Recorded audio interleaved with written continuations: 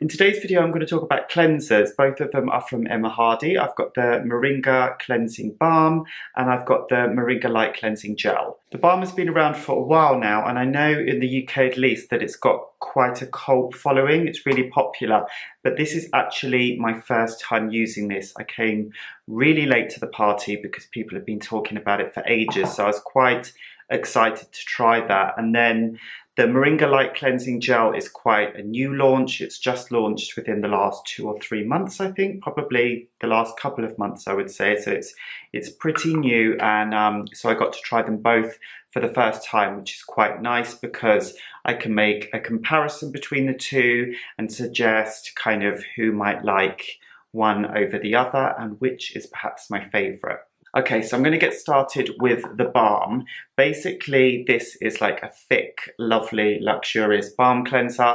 Both of the products kind of smell the same, and they both kind of carry the same deck of ingredients. The only way that they really differ is in terms of the texture. So this is, as you would imagine, a really thick, luxurious balm. I think this is particularly nice in the winter or when your skin is a little bit more dehydrated and dry. But if you're looking to give your face a really nice massage, then this is a really, really nice product. The Light Cleansing Gel is basically a lighter version. It comes in a gel formula, and I really, really like the packaging of this because it's just super easy to use. If you're kind of taking your time and doing like an indulgent cleanse, then this is really nice because you kind of stand in front of your mirror, open the jar, and then you kind of scoop it out and kind of massage it into your face, which is really, really, really nice. If you're in a little bit more of a hurry and you just want to kind of cleanse your face a bit more quickly, then this is really great because you literally just take the lid off, pump it into your hands, and it's super easy. So if you are one of those people that are washing your face in the shower, then this would definitely be the product for you because it is just so much easier. And pump bottles are also really great because this is opaque and it's airless, so it's going to protect the product from daylight and also from air. For some people this is really annoying. I know that a lot of people that use the Oskia Renaissance Cleansing Gel, they don't like it because they can't see when the product is going to run out or not. So some people find that really, really annoying. You'll have the same problem with this if that bothers you, but for me that's not really an issue. Both of these products were gifted to me, so with that they sent some kind of press information on how they both work. So what they suggest is that you can use the two products as a double cleanse. So if you are double cleansing with both products, then they recommend that you start with this one. They suggest that you start with damp skin and then you massage this in, and it kind of turns into a milk. It definitely does do that, and it's really nice. The thing that I like about this cleanser is you can rinse it off. You don't necessarily have to wipe it off with a washcloth, and it doesn't leave a lot of residue on the skin. It definitely kind of leaves the skin feeling like it's kind of been moisturized somewhat, which I personally really, really like. But if you've got particularly oily skin, then you might just want to give it a wipe with a washcloth. But in my case, I definitely don't have to. They say that this is for all skin types, and they also say that it purifies and helps to balance oily skin. With this one, you definitely have to wipe this off with a washcloth. So if you've done your initial single cleanse with this, then they recommend that you go in with your second cleanse with the balm. They say that with this, it really does work at cleaning out and clearing out your pores, which I think that the thicker balm cleansers are doing that. Often when I kind of massage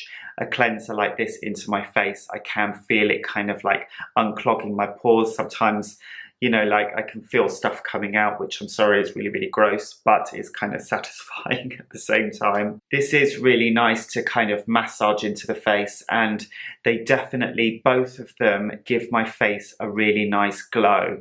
I recently did a review on the Body Shop Chamomile Cleansing Butter, which I'll link up above, and in that I kind of mentioned that I felt that that was like almost quite watery, and some of those like budget like cleansing balms I do find they are sometimes quite watery in comparison to something like this. Obviously these are much more expensive, but you can definitely notice the difference.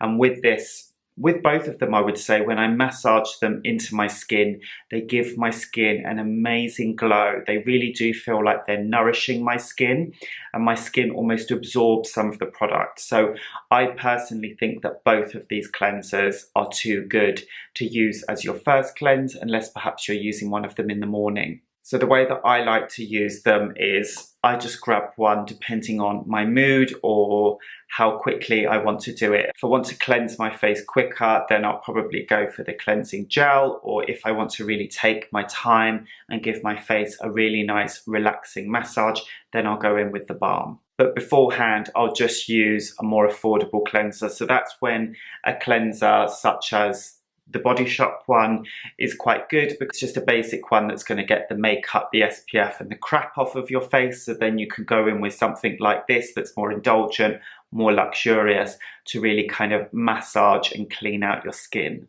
The great thing about the balm is it does come with a cleansing cloth. So it comes with a really nice luxurious one. I haven't actually got it with me now, but I've already used it, and it's very nice and thick, but it's also very, very soft. So I think that it definitely wasn't an afterthought. And I think that it's a nice addition to add a cleansing cloth to this type of cleanser, because say if you receive it as a gift and you've never used this type of cleanser before, then you have to then go out and buy a cleansing cloth, which is a bit annoying. It's like receiving something like, and then having to go and get batteries for it. Do you know what I mean? It's kind of, you want to use it straight away.